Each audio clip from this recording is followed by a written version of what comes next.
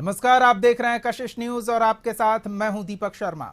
चुनाव अपनी उपलब्धियों का बखान और विरोधी खेमे की खामी बताकर जीतने का अभियान चल रहा है। मोदी विरोधी बिहार में अब तक अपनी उपलब्धियों पर फोकस कर रहे थे, पर जैसे ही बिहार की जमीन पर मोदी ने कदम रखा, विरोधी के कदम डगमगाते दिखे। अलग अलग मुद्दों को लेकर हमला बोल रहे विपक्ष के नेता अपनी उपलब्धियां और मुद्दे भूल मोदी के आरोपों की काट और वार के पलटवार में उलझते नजर आए।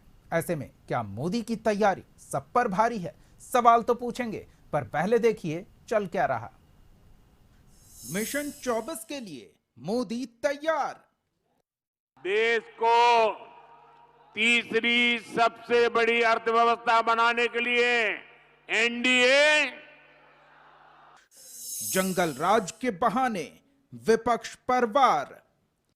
एक ही परिवार फलता फूलता रहा, जंगल राज लाने वाला परिवार बिहार के युवाओं का सबसे बड़ा गुनहगार है। मोदी के जाल में उलझा विपक्ष। ये नरेंद्र मोदी आजकल परिवारवाद पर हमला कर रहे हैं। अरे भाई, तुम बताओ ना कि तुमको क्यों परिवार में कोई संतान नहीं तुमको हुआ, बताओ। मोदी की तैयारी सब पर भारी। सवाल तो पूछेंगे। तो सवाल इतना ही है कि क्या सिर्फ आरोपों की आंच से कमल को कुम्हलाया जा सकता है विपक्ष द्वारा? सवाल हम जवाब जानने के लिए सीधे रुख करेंगे अपने मेहमानों का। उनसे आपका परिचय करा दें। हमारे साथ है बीजेपी से पक्ष रखने के लिए नीरज कुमार हैं, आरजेडी से पक्ष रखने के लिए मधु मंजरी और कांग्रेस से पक्ष रखने के लिए शिशिर कौंडिल्य जी हैं। शुरुआत शिशिर जी आपसे करते हैं। सवाल वही कि क्या सिर्फ आरोपों की आंच से कमल को कुम्हलाना संभव है? दीपक जी, देखिए, जो वर्तमान में स्थितियां बनी हैं और पूर्व से भी, अभी हमारे प्रधानमंत्री जी अर्थव्यवस्था की बात कर रहे थे, आपके पैकेज में हमने सुना है। बेसिकली इस देश की वित्त मंत्री निर्मला सीतारमण हैं और उनके जो हस्बैंड हैं वो भी जेएनयूआईट हैं और बड़े अर्थशास्त्री उनको लोग कहते हैं, मानते हैं। क्या लिखा उन्होंने? अपना बाकायदा आर्टिकल उन्होंने द पायनियर में उस आर्टिकल को छापा गया, टाइम्स ऑफ इंडिया में वो आर्टिकल छपी। क्या लिखा उन्होंने लिखा, एक लाइन में मैं उसमें बताना चाहूँगा कि देश की अर्थव्यवस्था को मजबूत करने के लिए अर्थव्यवस्था के लाइन पर एनडीए गवर्नमेंट की ना कोई प्लानिंग है, ना कोई दशा है, ना कोई दिशा है, स्पष्ट है। दूसरी बात ये कि ये जितने अभी जो प्रधानमंत्री का उद्घाटन और शिलान्यास जो चल रहा है, ये सारे के सारे चुनावी घोषणा है और कुछ नहीं है। पूर्व में भी चुनाव में उन्होंने वादा किया था कि हम 2 करोड़ रोजगार प्रति वर्ष देंगे। क्या हुआ दीपक जी उस रोजगार का? अभी बेरोजगारी का आलम क्या है सो समझ लीजिए, महंगाई का आलम क्या है सो समझ लीजिए, किसानों और मजदूरों की स्थिति क्या है सो समझ लीजिए। किसान मजदूर हो गए हैं, किसानों की सुनी नहीं जा रही और अपने हक की बात को कहने वाला, अपने हक की आवाज को उठाने वाले के ऊपर ड्रोन से बमबारी हो रही है। ड्रोन से आंसू गैस के गोले छोड़े जा रहे हैं। आपको यह ध्यान में होगा अभी दिल्ली में जो स्थिति बनी है। तो कुल मिलाकर के इस एनडीए गवर्नमेंट की और मोदी सरकार की जो स्थिति है उसकी जमीनी जो सतह पर आप देखेंगे तो कहीं से भी अचीवमेंट के नाम पे जीरोइज सिचुएशन है। और वैसे तो आपको पता ही है, आदम गोंडवी ने बड़ा अच्छा लिखा है कि तेरे फाइलों में गांव का मौसम गुलाबी है, लेकिन ये आंकड़े झूठे हैं, ये वादा चुनावी है। चलिए मधु जी के पास चलते हैं। मधु जी, अब तक तेजस्वी यादव हो, लालू प्रसाद यादव हो, पार्टी के तमाम बड़े नेता हो, वो बीते 17 साल की उपलब्धियां गिना रहे थे, लेकिन मोदी के आने के बाद उनके हमलों का काट ही तलाश रहे हैं, उसका जवाबी पलटवार ही दिया जा रहा है। क्या सिर्फ वही सवाल आरोपों की आंच से कमल को कुम्हला सकते हैं? देखिए, सबसे पहली बात कि जो आप बोल रहे हैं कि मोदी के काट में ये लगे हुए हैं, ऐसी बात नहीं है। मोदी, आदरणीय मोदी जी को बिहार के अंदर जो आना था 7 तारीख को, जब हमारा घोषणा हुआ 3 तारीख को, तो ये पहले ही 2 तारीख को आ गए। तो कहीं ना कहीं इनके जो टीम है उनको पता चल गया था। और जो हमारे नेता माननीय तेजस्वी प्रसाद यादव जी जिस तरह से बिहार के दौरा पे निकले थे और लोगों का जन समर्थन देख करके, जन सैलाब देख करके इतना डर चुके थे कि मोदी जी पहले अपना जो होता है ये है, पहले ही आ गए, 2 तारीख को आ गए। दूसरी बात, और जिस तरह से आप बोल रहे हैं कि मुझे एक बात बताइए, बिहार की लड़ाई माननीय तेजस्वी प्रसाद यादव जी, क्या बीजेपी में एक भी नेता उस लायक, उस टक्कर का नहीं है कि आदरणीय नरेंद्र मोदी जी को बिहार आना पड़ रहा है बार बार, आदरणीय गृह मंत्री जी को बार बार आना पड़ रहा है?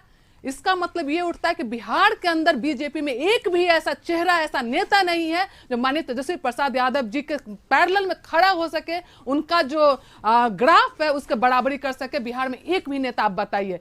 बिहार में पिछला इलेक्शन में भी आप देखेंगे, मात्र तेजस्वी प्रसाद यादव जी एक हेलीकॉप्टर से पूरे बिहार का दौरा किया। और जब इलेक्शन के समय में जब देखेंगे कि वहां से बीजेपी की तरफ से 40 हेलीकॉप्टर था विधानसभा के अंदर, प्रधानमंत्री से लेकर गृह मंत्री से लेकर कौन मंत्री जितने इनका प्रभारी हैं, बिहार से क्या केंद्र से सारे लोग जो है 40 हेलीकॉप्टर बिहार के ऊपर दौड़ रहा था, उड़ रहा था। और इधर एक तरफ तेजस्वी प्रसाद यादव जी अकेले बिहार का दौरा कर रहे थे और सबसे बड़ी पार्टी उभर करके आ गया था। और जिस तरह से अभी माननीय तेजस्वी प्रसाद यादव जी के पीछे जो जन सैलाब उभर पड़ा है, रात के 1 बज रहा हो या सुबह का 2 बज रहा है, लोगों का जो तांता भीड़ कभी कम नहीं रहा था। और जिस तरह से हमारे 3 तारीख की रैली हुई, सड़क से लेकर के आपको हॉल, ये गांधी मैदान के अंदर, अगर गांधी मैदान में अगर कुर्सी लगा दिया जाता लोगों को बैठने के लिए, तो एक गांधी मैदान काफी कम पड़ जाता। कम से कम ऐसा 4 गांधी मैदान को बराबर करना पड़ता। इतनी भीड़, इतनी जन, और वही कारण है कि ये एकदम बौखलाए हुए हैं कि प्रधानमंत्री को बार बार आना पड़ता है। कितनी मतलब सोचने वाली बात है भाई कि एकमात्र तेजस्वी प्रसाद यादव जिससे एनडीए इतनी डर गई है कि बार बार प्रधानमंत्री जी को, गृह मंत्री जी को, केंद्र के लोगों को बिहार आना पड़ रहा है। चलिए, अच्छा, अब नीरज जी की शुरुआती प्रतिक्रिया ले लेते हैं। नीरज जी, कर्तव्य कार्य का जो लोग देखे हैं कि 17 महीने में उन्होंने कितना काम किया, वही कारण है। बिल्कुल, 17 महीने में जो भी किया, आप तक उसे गिना भी रहे थे, मंच से खूब साफ साफ बोल भी रहे थे, लेकिन मोदी के आने के बाद वो बातें कहीं गुम सी हो गई है और आरोप प्रत्यारोप का दौर चल रहा है। नीरज जी, क्या लगता है कि सिर्फ आरोपों के आधार पर आप जनता को एक साथ ला सकते हैं चुनाव में? मुझे पूरी उम्मीद है कि जितनी शांति से मैं लोगों की बात सुन रहा था, मुझे बिल्कुल, बोलिए जी। आज मैं बड़े अच्छे मूड में हूँ, तो पहले कविता भी सुनाता हूँ। मैं किसी का नाम नहीं ले रहा, किसी पे मैं आरोप नहीं लगा रहा। चारा खा दूध दे, दूध गरम कर रबड़ी बना, रबड़ी को कुर्सी पर रख, जेल जा, जेल से आ, रबड़ी उठा और खा। तो ये स्थिति है, ये बिहार की स्थिति है। देखिए क्या होता है ना, कि हम लोग ग्रामीण परिवेश के आदमी हैं, तो गांव में पहले शादी ब्याह में नाच वाच हम लोग देखते थे, तो वहाँ जोकर वोकर भी आता था, तो जोकर बड़ा पॉपुलर होता था, बड़ा मनोरंजन करता था, बड़ा पॉपुलर होता था जोकर। तो एक बार क्या हुआ कि पंचायत के लोगों ने तय किया कि भाई जोकर बड़ा पॉपुलर है, सबसे मिलता जुलता है, हंसाता भी है, इसको मुखिया बना दो। तो पूरा पंचायत सर्कस बन गया साहब। तो बिहार ने वो देखा है दुर्दिन। अब बिहार दोबारा उस जंगल राज की ओर नहीं जाना चाहता, उस चारा चोर की गिरफ्त में बिहार दोबारा अब नहीं जाना चाहता। अभी कांग्रेस के प्रवक्ता बता रहे थे कि देश में काम क्या हुआ है। मैं एक छोटा सा डाटा देता हूँ, 10 साल का छोरी में प्रतिदिन के हिसाब से मैं बता रहा हूँ। यहाँ सर हर हफ्ते 2 यूनिवर्सिटीज देश में खुल रही है, हर दिन 2 नए कॉलेज बन रहे हैं, हर दिन 75,000 लोग गरीबी रेखा से ऊपर आ रहे हैं, हर दिन 37 नए स्टार्टअप बन रहे हैं, हर 1 सेकंड में एक घर को नल से जल मिल रहा है। यूपीआई के माध्यम से 16,000 करोड़ का ट्रांजैक्शन यहाँ हर दिन हो रहा है। हम लोग डेली बेसिस पे काम की मॉनिटरिंग करते हैं और पर डे, और ये बता रहे थे कि जीडीपी विकास दर की बात कर रहे थे, अर्थव्यवस्था की बात कर रहे थे। जी, ये सरासर पता नहीं कहाँ से ये बयान लाते हैं। आईएमएफ ने कहा है, मूडी ने कहा है, सब ने कहा है कि जहाँ पूरे देश की, पूरे विश्व की अर्थव्यवस्था लड़खड़ाई हुई है after corona, after Covid, average अर्थव्यवस्था जीडीपी पूरे विश्व का 3.1 और 2% के रेट से ग्रोथ कर रहा है, वहाँ भारत एवरेज 7.2% के रेट से, और इस क्वार्टर में, अभी जो क्वार्टर लास्ट हुआ, इसमें 8.3% के रेट से भारत ग्रो कर रहा है। और इस तरह से अगर भारत ग्रो करता रहा तो जो हमारा लक्ष्य है तीसरी अर्थशक्ति बनना 2027 में, मुझे पूरा उम्मीद है कि उसके पहले ही हम बन जाएंगे। पांचवी अर्थशक्ति तो हम बन चुके। इनके समय में 2014 में जब मोदी सत्ता में आए थे, तो उस समय भारत दुनिया के 5 फ्रेजाइल इकोनॉमी में था, और आज 5वीं सबसे बड़ी अर्थव्यवस्था भारत है। फ्रेजाइल 5 से टॉप 5 में भारत आया। आर्थिक शक्ति के तौर पर। चलिए, तो अभी तक आरोपों की बात हुई, मधु जी ने आरजेडी से कुछ उपलब्धियां गिनाई, नीरज जी ने कुछ उपलब्धियां गिनाई, लेकिन फिर अब जनता पूछ रही है आगे क्या। मोदी पर आरोपों की बौछार कर रहा है, लेकिन क्या सिर्फ इतना पर्याप्त है जीत के लिए लोकसभा चुनाव के दौरान? एक बार फिर अपने मेहमानों के पास चलेंगे, शिशिर जी से ही शुरू करेंगे। शिशिर जी, सिर्फ आरोप काफी है या फिर लोगों को आप अपनी प्लानिंग भी कुछ बताएंगे, या सिर्फ ये कहकर जीतना संभव है कि मोदी को हराना ही है, यही उद्देश्य है? भविष्य की कुछ कार्य योजना? देखिए दीपक जी, मैं स्पष्ट करना चाहूंगा आपको कि जिस प्रकार से, जैसे आप देखिए ना विदेशों में क्या होता है, आप जरा वहां के टैक्सेस को देख लीजिए, टैक्सेस सर्किल्स जो हैं विदेशों में, आप अमेरिका को देख लीजिए, आप फ्रांस को देख लीजिए, आप ब्रिटेन को देख लीजिए, वहाँ 65% जो टैक्सेस आते हैं वो संपत्ति कर द्वारा आते हैं। यानी जो बड़े बड़े कैपिटलिस्ट और पुरानी कैपिटलिस्ट हैं वो टैक्सेस जो पे करते हैं सरकार को, उसका जो रेशियो है वो 65% है। और जो छोटे लोग हैं, नौकरी करने वाले छोटे छोटे व्यवसायी, जो उनका जो टैक्सेस का रेशियो है वो मात्र 35% है। ये मैं डेवलप्ड कंट्री की बात कर रहा हूं, और ये रिकॉर्ड में है। आ रहे हैं नीरज। और भारत आ जाइए, तो भारत में आप देखेंगे क्या यहां पे क्या हो रहा है। यहां पे 65% जो टैक्सेस का स्लैब है रेशियो का, वो जो है वो छोटे व्यापारी और नौकरी पेशा वाले लोग जो है वो दे रहे हैं, और 35% जो है वो कौन लोग हैं, तो वो बड़े बड़े जो क्रॉनिक कैपिटलिस्ट लोग हैं उनका है। यानी सीधा उल्टा है। तो हमारा साफ तौर से, या जिस प्रकार से ये लोग क्रॉनिक कैपिटलिस्ट को, और मैं खास तौर से कहना चाहूंगा अडानी को और अंबानी को, जिस प्रकार से ये लोग जो है कर्ज में माफी, बेल आउट पैकेज और तमाम तरह की सुविधाएं जो दे रहे हैं, ये जनता का माने कि कांग्रेस आएगी तो अडानी अंबानी का शटर डाउन होगा? निश्चित तौर से। हम तो सबसे नीरज जी कुछ कह रहे हैं। नीरज जी, जिस प्रकार से अडानी का जो कारनामा अभी उजागर हुआ है, मैं ये कहना चाहूंगा कि अगर हमारी सरकार आती है तो हम लोग किसानों और बेरोजगारों के लिए काम करेंगे, और वो इनके यहाँ जो सरकार का पैसा गया है उसकी पाई की वसूली करेंगे। चलिए नीरज जी जल्दी से जवाब दे। कांग्रेस के प्रवक्ता को सुन के मुझे पूरी की पूरी कांग्रेस समझ में आ रही थी। यही मानसिकता कांग्रेस की है जो इसको डुबो रही है। आज भी कांग्रेस ब्रिटिश मानसिकता से ग्रसित है। उसको आज भी लगता है कि अगर ब्रिटेन में कोई चीज हो रहा है तो अच्छा है।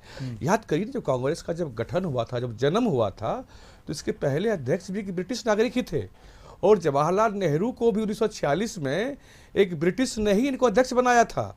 इवन जब interim prime minister Jawaharlal Nehru बने थे तो किसका औथ लेके बने थे? माउंटबेटन का औथ लेके बने थे प्राइम मिनिस्टर। तो आज भी इनके मानसिकता में कहीं न कहीं गुलामी की जंजीर, सुन लीजिए साहब, सुन लीजिए, आप बोल रहे थे, मैं सुन रहा था। गुलामी की जंजीर से कहीं न कहीं जकड़े हुए हैं, और यही कारण है कि कांग्रेस का आज पतन हो रहा है। देश आजाद हुआ, देश आजाद इसलिए नहीं हुआ कि देश गुलामी की मानसिकता में जकड़ा रहे। देश आजाद इसलिए नहीं हुआ कि देश का आत्मगौरव, आत्मसम्मान ब्रिटेन में गिरवी पड़ा रहे। आज देश का आत्मगौरव लौट रहा है, देश की संस्कृति लौट रही है।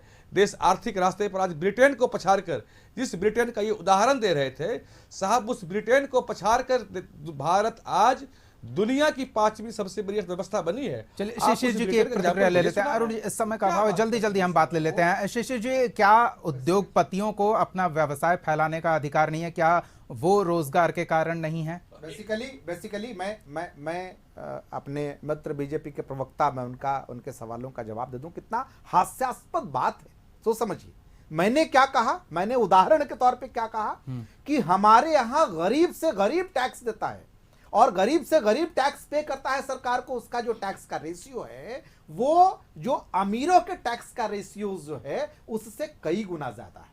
और इस बात पे इनका जो जवाब आता है वो कितना मतलब कह लीजिए बेतुका जवाब है कि हमारी मानसिकता वो हो गई। जी हमारी मानसिकता वो नहीं है, आपकी मानसिकता क्रॉनिक कैपिटलिस्ट से मैच करती है। और मैं इस बात के लिए कहना चाहूंगा कि जिस प्रकार से यहां के बिल्कुल गरीब जनता से टैक्सेस का शशि जी, इतना मोटा एक स्लैब, छोटा सा सवाल ये भी खड़ा होता है, नहीं मैं आपकी ही बात को दीपक आपकी ही जी, बात से मैं ये कंप्लीट सवाल कर उठ देता रहा हूं, है मैं कि कंप्लीट कर जो देता हूं। स्टार्टअप शुरू हो रहे हैं उनके भी तो भविष्य में एक बड़े उद्योगपति बनने की संभावना सवाल है, तो ये क्या है- उन्हें भी अवसर नहीं नहीं, देंगे? नहीं, बिल्कुल अवसर मिलना चाहिए, लेकिन मैं जो कह रहा हूं उसको समझिए। क्या इस देश में गरीबों का पैसा खजाना में लेकर के सरकार अमीरों पे लुटाएगी, वो गरीब या कोई इस देश की जनता देखिए बर्दाश्त करेगी? 7 लाख से अधिक ये वाले जो ही है, टैक्स ये- दे रहे हैं, अरे 7 लाख से सवाल- अधिक सवाल कमाने इसका वाले। नहीं है। सवाल है कि वो जो बेल आउट पैकेज, वो जो ब्याज में कटौती, वो जो ब्याज की माफी, ये जो हो रही है, बिल्कुल ये- नीरज जी, मैं बोलिए। इस बात का विरोध कर बोलिए नीरज जी। और अडानी- वो पैसा हमारे, ये बताइए किसानों के कर्जे कितने माफ हुए? अभी बता रहा हूं किसानों की साहब, आत्महत्या दस- का सुन रेशियो लीजिए, क्या है? चलिए 10 सेकंड सवाल, वो क्यों शशि जी आत्महत्या आपका कर रहे सवाल हैं? आ गया, जवाब सुन लेते हैं। नीरज जी जी सुनिए, किसानों के कर्जे माफी की बात कांग्रेस के प्रवक्ता पता नहीं किस मुंह से कर रहे हैं। इसी राजस्थान चुनाव में जब कांग्रेस की सरकार बनी थी, राहुल गांधी हर मंच से वहां झूठ बोल रहे थे कि मैं किसानों का कर्जा 10 लाख माफ करूंगा। 1 रुपये की माफी नहीं हुई साहब। जबकि मोदी जी किसान सम्मान निधि में 11.8 करोड़ किसानों को पैसा दे रहे हैं। 6,000 रुपये किसानों के खाता में डीबीटी के माध्यम से डायरेक्ट जा रहा है किसानों को। और इनका सवाल सर क्या था? डायरेक्ट जा रहा है उद्योगपतियों को आप उद्योगपतियों बढ़ावा की। दे रहे अडानी हैं। की ये बात कर रहे थे साहब। अडानी को सबसे बड़ा काम 2 राज्य में हिंदुस्तान में मिला जहां कांग्रेस की और कांग्रेस गठबंधन की सरकारें रही, एक राजस्थान में और एक केरल में। आप पता कर लीजिए उनको माइनिंग का और कॉन्ट्रैक्ट काम सबसे बड़ा देश में कहां मिला। तो अडानी का पैसा जब ये इन्वेस्ट कराएं तो इनको अच्छा लगता है, अडानी का पैसा जब कहीं मधु जी और के पास लगता चलते है हैं। तो वो गलत हो गया। ये दोहरी नीति नहीं चलेगी, दोहरी ये नीति नहीं दिखा चलेगी। रहे हैं कांग्रेस के नेता। देखिए, सबसे मधु जी, जी। अब तक आपके पार्टी के नेता वो तमाम बातें कर रहे थे कि अभी हमने ये किया, आगे मौका मिलेगा तो वो करेंगे, लेकिन वो बातें गुम क्यों हो गई? नहीं देखिए, कोई जैसे- भविष्य की कार्य योजना तो दिखानी होगी ना? जी बिल्कुल बिल्कुल, लगातार हमारे नेता जो है शुरू से ही पिछले इलेक्शन में भी लगातार हम लोग बात करते थे कि जब हमारी सरकार आएगी तो हम लोग शिक्षा पे काम करेंगे, शिक्षा, स्वास्थ्य, रोजगार, इस तरह के जो हमारा नारा था कि वो नारा पे हम लगातार अडिग है। जब हमें मौका मिला 17 महीने काम करने का तो बिहार की जनता देखी कि ये काम कर रहे हैं। हम अपने भाई साहब से ये पूछना चाहते हैं कि जो हमारा एक्चुअल वोटर है, जो हमें वोट करने जाता है, क्या वो समझता है देश का डीजीपी? क्या वो समझता है कि क्या अर्थव्यवस्था है? क्या वो समझता? आप बताइए कि आप बिहार की गरीब जनता के लिए आप क्या कर रहे हैं, ये बात बताइए। नरेंद्र मोदी जी बार बार संक्षेप आते में हैं, नीरज जी, वक्त का नरेंद्र अभाव मोदी है। जी बार बार आते हैं, ये कभी नहीं मतलब हमेशा आते हैं और पैकेज लेकर आते हैं। लेकिन आप बताइए कि कितने कॉलेजेज आपने बिहार में दिया, कितना इंडस्ट्री, 1 मिनट मुझे बोलने दीजिए, कितना इंडस्ट्री आपके बिहार में आया?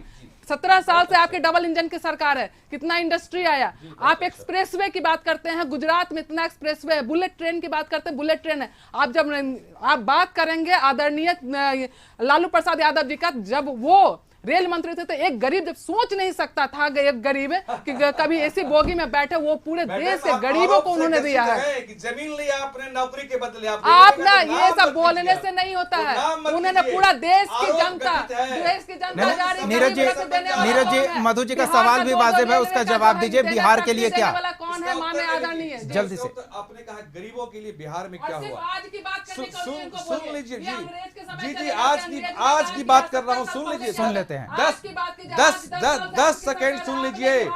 अगर सुन लीजिए, अगर जी सुनिए, अरे सुन तो लीजिए। अगर 80 करोड़ गरीब लोगों को भोजन दिया जा रहा है, उसमें 9 करोड़ बिहार के लोग हैं।